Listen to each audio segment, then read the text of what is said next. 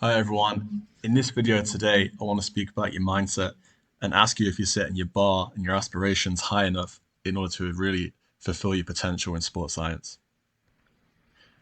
So this was an Instagram post on my page from a couple of months ago. I spoke about when I was doing my undergraduate degree with aspirations to be an S&C coach. My bar was high. For me, it was Real Madrid, Man United, Barcelona. It was the big clubs that I wanted to work for. And throughout that process of college and university, these are the sorts of phrases I would have been using. I'll do everything and anything it takes to reach the top level. My bar was really high, but whatever advice I was being given, I would follow that advice and do even more than that. I'd look up to those people that work at the highest level. So I'd try and contact people that work at the big clubs, at big organizations. Whatever advice they're giving me, I'm going to be very humble, very coachable, and take the lead and take the advice they give me. And also belief. If you don't believe you can work at that level, what's the point in doing a degree? I believed in it. Sometimes it was maybe delusion, this false sense of confidence, but I built this up in my head over many years. I was going to be at that level. I was working hard. This is my aspiration. This is why I'm doing the course. And that was the end goal. It was Man United. It was Barcelona. It was Bayern Munich. It was the big clubs. For me, that was the bar. That was the level I was aspiring to. So I'd spend hours and hours watching videos. I'd be on YouTube watching the big clubs. What are they doing? What are the S&C coaches doing in the background? What do the training sessions look like? What do gym sessions look like? I didn't have a laptop, didn't have the internet at home. So I used to go 3 miles into town, walk there. Most of the time I couldn't afford the bus.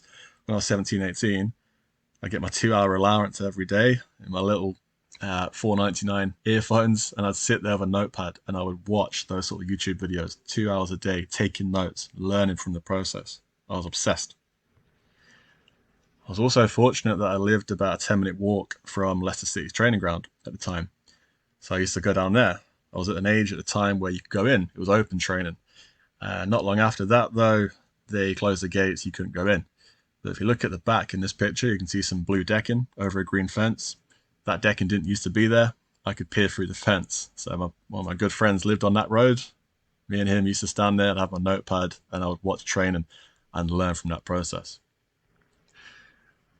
Also, I'd take notes. So I was always taking notes, whether that be the training sessions, it would be videos as well. I was constantly taking notes and finding ways to improve.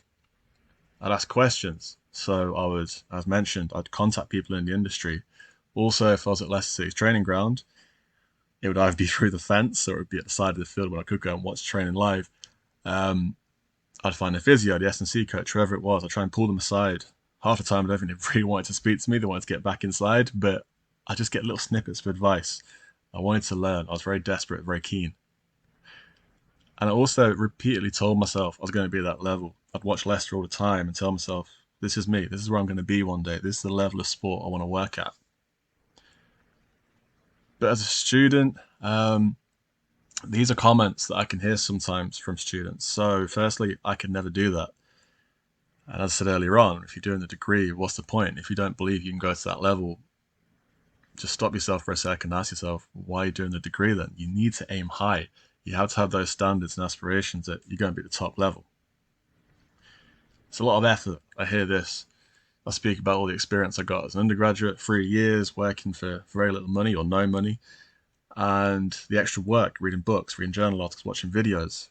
That's a lot of effort. Why would you want to do all that work? Not many people really do say that, but ones that do, it's a huge hurdle you're not going over. It is hard. That's the point. I'm too busy. This one's hard to breach because everyone's got their own personal life and personal issues, but in a straight sense of people that say, well, I'm busy with this module and I'm doing this as well, this part-time job. You've got to make time. You have to make sacrifices. If it means you miss out on certain social occasions or certain things you can't do because you focus on your work, good. That's what you need to be doing. Sacrifices need to be made to get to the highest level. And lastly, again, I mentioned it already, being coachable, being willing to listen to other people that have been there in the past. So when you hear people say, well, I'll just do it my way, oh, forget what that person said, I can take the shortcut. There are no shortcuts to get into the top level. It's hard work starting at the bottom, going through the gears and getting to that higher level through time and patience. So as a task, what I suggest you do is consider your aspirations. Where do you want to be? What do you want to do? More importantly to this, what's the pinnacle of that career? Don't look at being a personal trainer and thinking, I'll just be a personal trainer. Be the best. Be the best personal trainer you can possibly be. You want to be a physio? Who are the best people out there in that industry? What do you need to do to get to that level? It's really, really key that you figure that out. It's all well and good having confidence saying, I'm going to do it. You need to have a plan. You need to be able to understand the steps necessary to reach that top level. Otherwise, that confidence is a waste of time. So what I'd say to finish off is everyone at the top level started from your position. They all went and did their undergraduate degree. They did their college course before. They're all the same as you. What separates the good from the great is mindset. People that are willing to go through the bad times, be patient through setbacks, the mindset to keep going. So you need to alter your standards, alter your aspirations. As I've said, don't be an average PT, don't be an average teacher. You want to aim to be the best you can possibly be. And to do that, you need to be coachable. You need to listen to those that have been there in the past. And you need to be obsessed. I spoke about going to the library because I didn't have my laptop or the internet back then. Going to training, it was pissing down with rain in Leicester, be on the sideline with my notepad. Things like this will make a difference in the long term. Okay, so that was a short video on mindset and the steps you need to take to get to where you want to be. You can see there my Instagram page and my Twitter. If you want to get in touch, ask me more questions, have more discussion about this, let me know. Okay, thanks for listening, and I'll speak to you again soon.